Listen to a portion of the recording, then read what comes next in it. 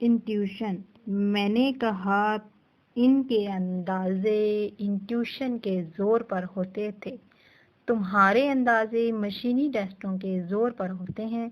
صاحبو، ہم نے اس حقیقت کو آج تک نہیں مانا کہ جتنا علم، جتنی دانش آج ہمارے پاس ہے، سب انٹیوشن سے آئے ہیں۔ انٹیوشن کیا ہے؟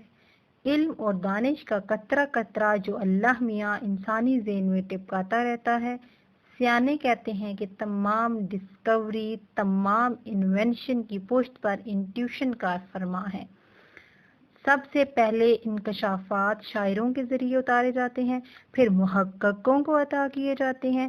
انٹیوشن در حقیقت وہی ہے، قطرہ قطرہ ہو تو انٹیوشن، دھارا ہو تو وہی، ترسیل انڈائریکٹ ہو تو انوینشن، ڈائریکٹ ہو تو وہی، سمندر ہو تو قرآن حکیم۔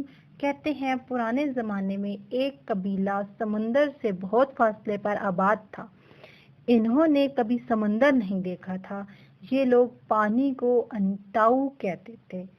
اس قبیلے کا ایک شخص سفر پر گیا تو اتفاقاً سمندر دیکھ آیا، واپس آ کر اس نے اپنے قبیلے والوں کو سمجھانے کی کوشش کی، بولا انٹاؤ آؤ آؤ آؤ آؤ آؤ، یعنی پانی ہی پانی، پانی ہی پانی، پانی ہی پانی۔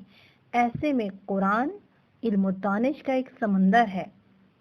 قرآن حکیم منفی اصولوں کا پرچار نہیں کرتا، یہ نہیں کہتا کہ شک کرو، بلکہ کہتا ہے کہ دیکھو، غور سے دیکھو، سمجھنے کی کوشش کرو، پھر کوشش کرو، پھر کوشش کرو۔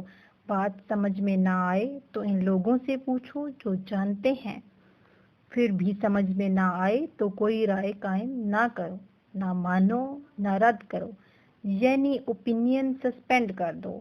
آج سے 1400 سال پہلے قرآن نے کہہ دیا تھا کہ زندگی کی ابتدا پانی سے ہوئی۔ ہم دانشوروں سے کہا یہ کیسے ہو سکتا ہے کہ زندگی پانی سے بنی ہو؟ انہوں نے اس بات کو مذاق میں اڑا دیا۔ پھر 1200 سال کے بعد کسی محقق نے خوردبین ایجاد کر دی۔ خوردبین کی ایجاد کے بعد پانی میں جھانکنا ممکن ہو گیا۔